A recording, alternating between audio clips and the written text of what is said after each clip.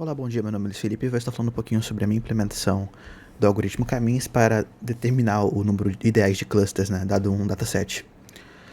No caso aqui no meu projeto eu tenho três arquivos Python aqui básicos, né, um data loader para carregar diferentes datasets, um visualizer só para a gente poder plotar, né, essas nossas informações em um gráfico usando o Matplotlib, e o main.py que é a implementação de fato. Né, implementação, tipo assim, mais ou menos, né, a gente está basicamente utilizando, né, o algoritmo Caminhos. Ele já está implementado, né, pelo sklearn, e a gente está basicamente utilizando ele, né, para determinar o número de clusters ideais em um dataset. Começando aqui, né, pelo nosso arquivo config.yml, ele basicamente vai ter algumas configurações, né, para o nosso algoritmo. Começando aqui pela fonte, né, dos nossos dados, a gente pode utilizar tanto os datasets standalone, né, da sklearn, como por exemplo iris, wine, ou a gente também pode utilizar, né, um dataset próprio, .csv. Então a gente basicamente seleciona aqui, né, se quer um CSV ou um dataset próprio da sklearn. Aqui a gente seleciona, né, o nome do dataset, se for no caso um dataset da sklearn, a gente pode ter iris, wine, breast cancer, enfim, a gente pode selecionar ele. Aqui o caminho, né, se for um dataset.csv, a gente seleciona o caminho dele.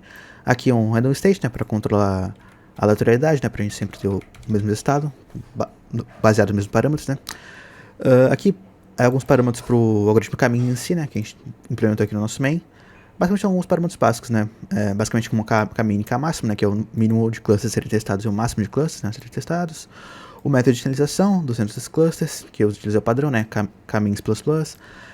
Número de vezes, né, que o algoritmo será executado com diferentes dentes iniciais, eu utilizei um valor que maior que o padrão um pouco para, enfim, melhorar um pouco o algoritmo. E o número máximo de iterações, né, que vai ser executado. E aqui é só alguns parâmetros básicos para o nosso Matplotlib, mas não é necessário alterar ele não. Bem, dando continuidade aqui então, né, a gente tem no nosso arquivo me.py, né, a nossa utilização, né, do algoritmo caminhos da sklearn, né, para calcular o valor dos clusters.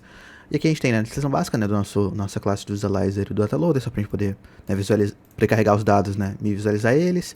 Aqui a gente tem a configuração, né, dos parâmetros do modelo, basicamente que a gente vai utilizar, né, a partir do config.libxml para poder querer determinar qual o range, né, de Ks que a gente vai testar, né, de cluster que a gente vai testar no nosso modelo. E aqui tem de fato, né, o nosso loop aqui, né, nosso treinamento, né.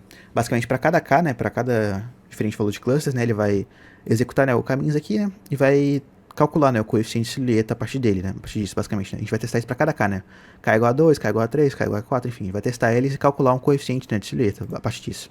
Bem, depois, né, que ele executou, ele vai calculando, né, aqui nesse silhouette score, né, ele vai somando, né, ele vai indexando, né, esses valores, né, tipo, a primeira iteração, segunda iteração, quarta iteração, enfim.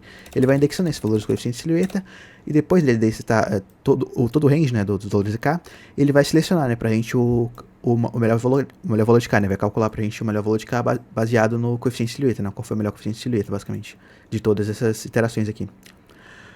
Bem, a partir disso ele vai só printar, né, o coeficiente de silhueta ideal, né, que a gente descobriu, vai printar algumas métricas também pra gente.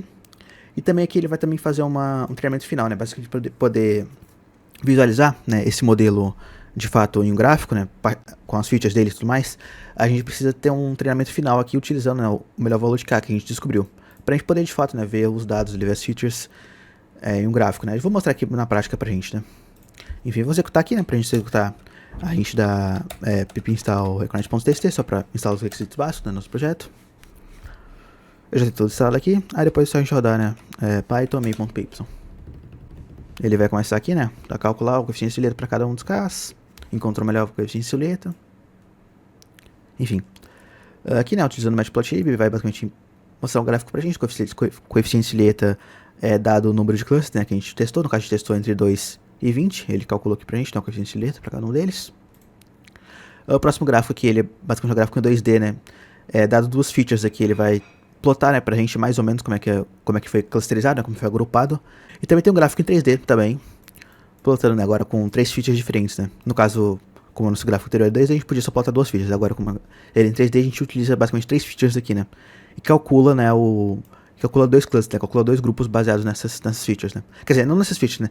Ele usa todas as features do nosso dataset para calcular os clusters, mas aqui na visualização ele mostra de acordo com as dimensões, né. No caso, no gráfico de 2 dimensões ele vai usar 2 features somente para plotar, e no gráfico de 3 ele vai usar aqui, né, as 3 features, né, para poder plotar. No caso, os 3 primeiros features do nosso dataset. Então, basicamente é isso, né, ele usa todos os features para calcular, mas para plotar aqui, pela limitação, obviamente, do gráfico, né, a gente está utilizando apenas 3 aqui, né. E como a gente pode dizer, né, para o nosso dataset que a gente escolheu, se não me engano foi o dataset iris, né, só confirmar aqui, o dataset iris, ele conseguiu clusterizar bem, né, os nossos 2 grupos, né, como a gente consegue ver aqui, do nosso gráfico 3D. E bem, essa foi a minha implementação do algoritmo. O código completo está no link do GitHub. E é isso. Obrigado pela atenção.